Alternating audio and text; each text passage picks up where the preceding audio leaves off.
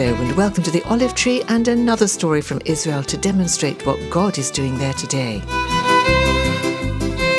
I'm Julia Fisher and my guest for the next 4 programmes is Lisa Loden. We heard her husband's story recently. Now it's time to hear Lisa share her extraordinary life's journey. A journey that began with her grandfather in Russia, who was a spy. Did she meet him? Lisa takes up the story.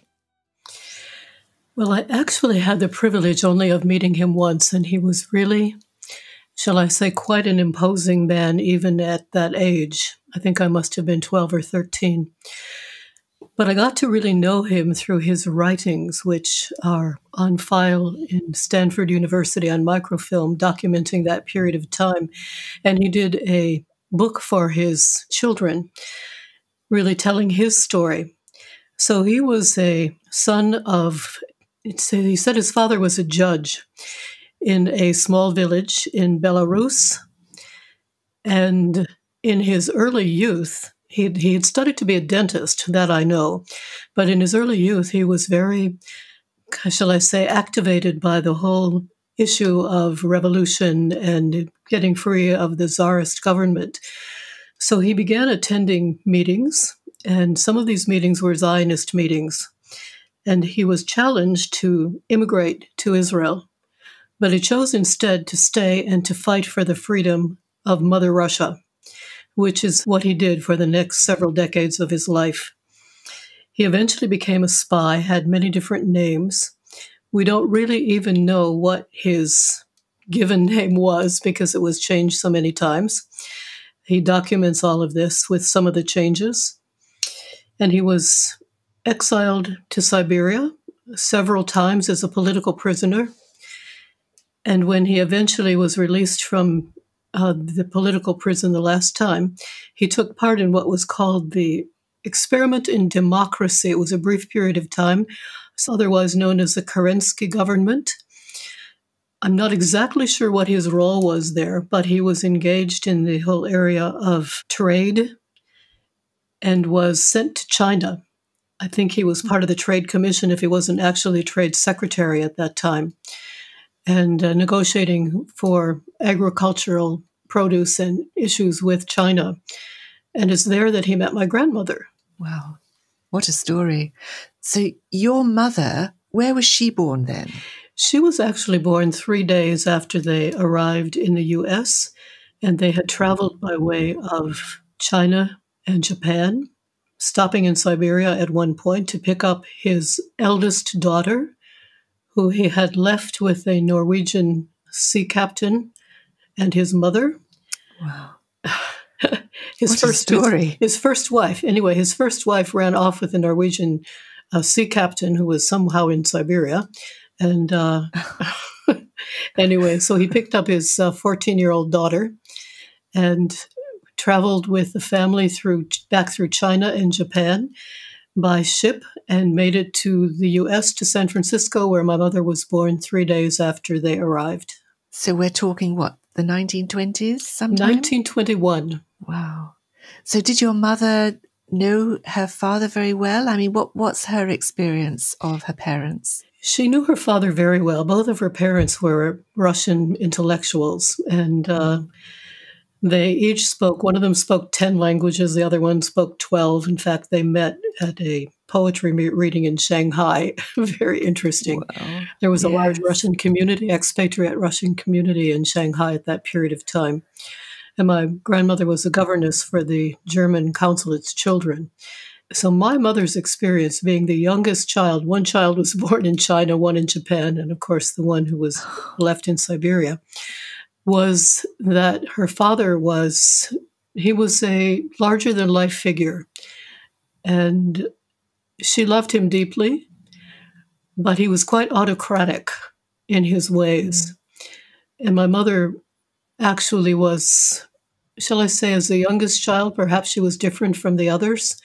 The strong discipline in the home was not something that she accommodated to very well. But she told the story of her father always sitting at the table and never speaking a word because all the women would serve him everything he needed. Yeah. Were they a very religious family? No, they were Being not. Jewish? No, they were intellectuals, and my grandmother was always studying at the university and teaching and tutoring. In fact, until the time she died, she had students living with her that she tutored in Chinese and Russian. So how important was your Jewish background to you as you were growing up? How aware were you? Where did your identity lie? Well, my mother married, and my father died. Her husband died when I was 3, and they were on their way between California, where they were living, and Michigan, where my father's family was. So after my father died, my mother relocated in Michigan and eventually relocated near Detroit. And as I was growing up, I knew that my background was Jewish, but that's about all I knew. I didn't really know what it meant. My mother sent us to the best school in the city, which happened to be a Lutheran Christian school. So I had Christian religion every day classes. And I've always been a person who asks a lot of questions. So I remember going into the office of the pastor and the vicar and asking them deep theological questions about who God is and what's faith all about, and being very much dissatisfied with their answers. So I knew that I was Jewish, but it didn't really mean much of anything to me. I think when I was maybe about 12 or 13, the film Exodus came out. Perhaps you recall this film. It's a powerful film about the foundation of the State of Israel. I identified with that film so strongly that I actually wept for days. And I think that was really my first understanding that I'm a part of this people. What I did with it, it wasn't real for me in the context where I was living. And I'm a child of the 60s with everything that you can relate to that period and that generation of young people seeking a way after, we were the baby boomers after the Second World War. Our parents wanted to have the better life. And as a young person, I was very much, shall I say, disillusioned with what I saw as a very materialistic, consumerist way of life. And I was part of that huge rebellion in the 1960s. And all along the way, many of that generation, particularly those who were in the forefront musicians, and also those who came to faith, were Jewish. Mm-hmm. So all through that period of time, there were Jews. But again, we were not focusing on our Jewish identity. We were looking for the deep meaning of life and finding our place in a time where it was really a very dynamic period of history for that generation, as they were the seekers. And there were a lot of breakthroughs in different areas in poetry and art and music. And I was raised in a home where I grew up on classical music and good literature, and education was a value. So yes, and where I really encountered my Jewish identity was coming to faith in Yeshua.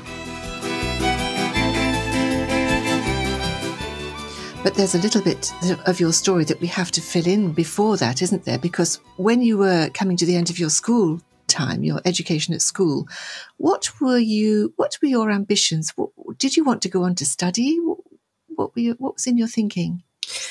I think at that time I was wanting to live life, and I was wanting to yes, study, but I did it on my own terms, because the questions that have been a part of who I am since I can remember myself were, what's underneath the reality that I see? There's more to life than what I can see. There's meaning here. What is it all about? And I was very much drawn in the whole area of faith and religion. So over the years, I developed a real desire to study the religions, the faiths, and religious experience of the whole world. It was very ambitious, actually, because I articulated to myself that I wanted to make a synthesis of religious thought and experience and see where it all fit together. Because somehow my intuition was that there was a harmony and a unity of all things in this creation. Creation I didn't understand particularly, but spirituality and what people would call God or spirit at that time was really my concern. And so I began to read quite deeply into the spiritual literature of Hinduism and Buddhism, all different streams of it, and looked into occultism and all of these things in my seeking and my search, and at the same time engaged in different sorts of meditations and things that basically said that this was where meaning was in life. And if you followed this way long enough, you would reach nirvana, satori, enlightenment, you name it. Salvation? No, I had rejected Christianity at a very early age when my questions could not be answered by the spiritual leaders who were part of my education as a young person. So this is what I was doing, not in a formal way, but I had quite an extensive library. And I started teaching myself Sanskrit so I could read the Upanishads in the original.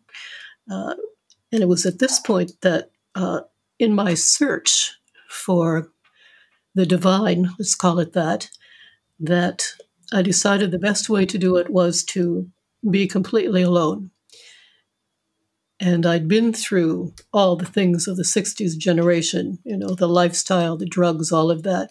But for me, it was a conscious search. It wasn't like recreation. It was a conscious search. Let's expand our consciousness. Let's get under the surface of things and really see the harmonious whole.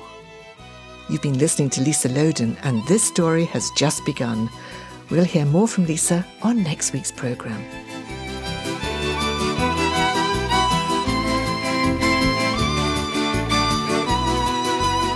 The Olive Tree Reconciliation Fund is a Christian charity based in the UK that supports the needs of both Jewish believers and Arab or Palestinian Christians living in Israel and the wider Middle East. If you'd like to know more about our work and receive our free bi-monthly newsletter, please visit our website, olivetreefund.org. Meanwhile, join me at the same time next week for another story from the Olive Tree. Until then, goodbye.